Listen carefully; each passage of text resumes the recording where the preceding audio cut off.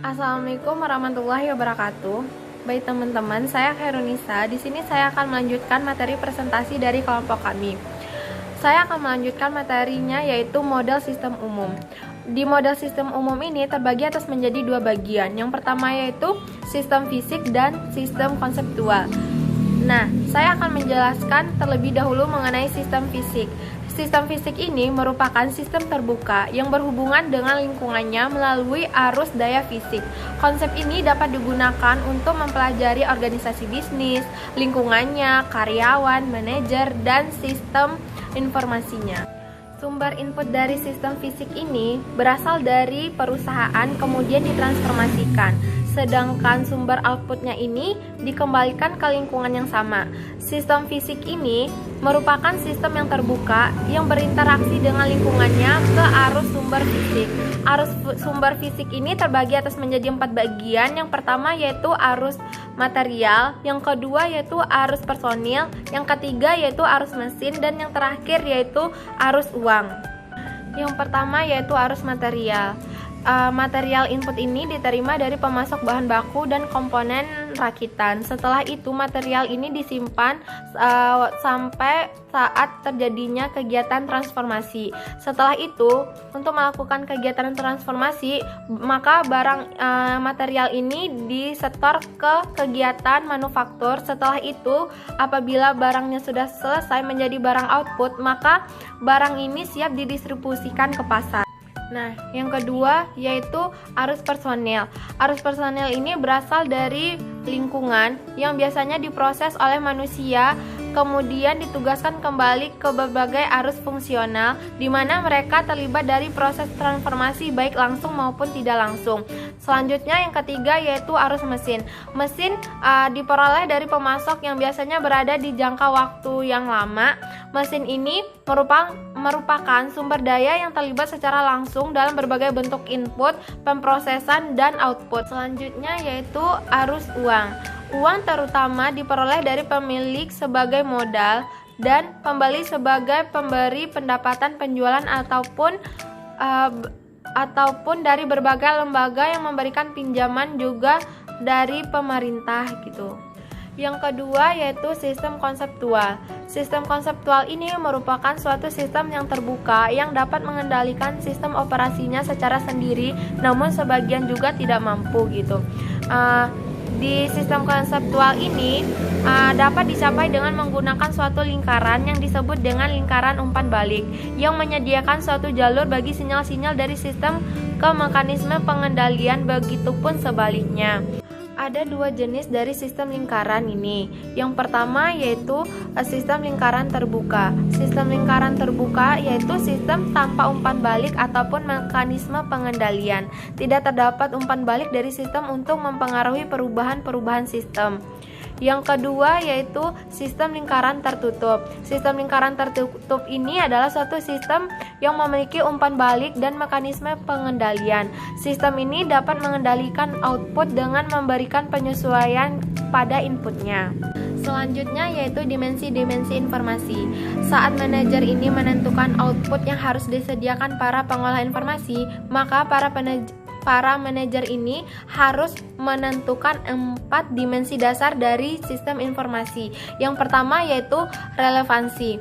Informasi memiliki relevansi jika berkaitan langsung dengan masalah yang dihadapi.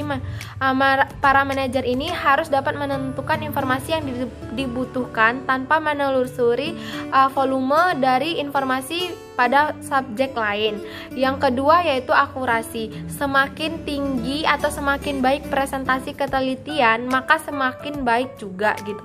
Terus yang ketiga yaitu ketepatan waktu. Informasi harus disediakan atau tersedia saat dibutuhkan agar situasi tetap terkendali atau hilangnya kesempatan. Manajer harus dapat mendapatkan informasi yang menjelaskan apa yang sedang terjadi saat sekarang, bukan hanya tentang hal yang masa lampau gitu. Maksudnya ini manajer harus update dengan masalah yang ada. Terus yang selanjutnya yaitu kelengkapan. Informasi yang menyajikan gambaran secara lengkap dan suatu masalah ini sangat dibutuhkan.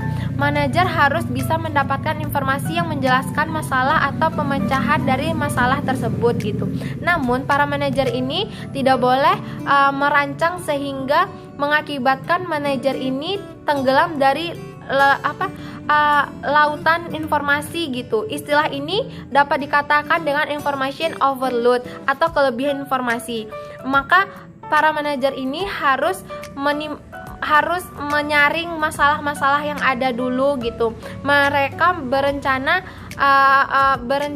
yang diakibatkan adanya informasi yang terlalu banyak, sehingga manajer harus dapat menentukan jumlah informasi yang dibutuhkan secara mendetail gitu. Manajer adalah orang yang terbaik untuk menentukan dimensi-dimensi informasi yang ia perlukan. Jika perlu, sistem informasi dapat membantu manajer mendeteksi tugas untuk secara logis gitu. Manajer menggunakan standar untuk mengendalikan sistem fisik dengan kinerja aktual. Sistem konseptual yang mengendalikan sistem fisik ini terdiri dari 3 komponen yang penting. Yang pertama yaitu manajer, yang kedua yaitu pengolahan informasi, dan yang ketiga yaitu standar. Standar dikombinasikan dengan output informasi dari pengolahan informasi, memungkinkan manajer untuk melaksanakan manajemen by exception atau suatu gaya yang diikuti manajer, yaitu manajer terlibat dari aktivitas hanya jika aktivitas ini menyimpang dengan kinerja yang ia terima gitu. Manajemen by exception ini terbagi atas memberikan 3 keuntungan dasar. Yang pertama yaitu manajer tidak membuang waktu menentukan aktivitas yang berlangsung secara normal. Yang kedua yaitu karena lebih sedikit keputusan yang dibuat, tiap keputusan dapat menerima perhatian yang lebih menyeluruh. Terus yang ketiga yaitu perhatian diputuskan pada peluang-peluang maupun pada hal-hal tidak berjalan dengan semestinya gitu.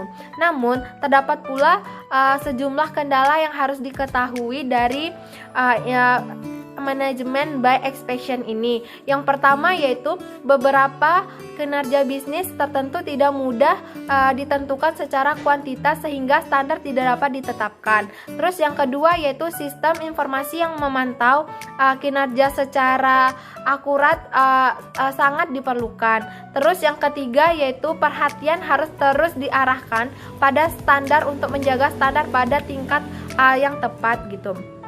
Terus yang keempat yaitu manajer tidak boleh menjadi pasif dan hanya menunggu batas kinerja yang dilewati.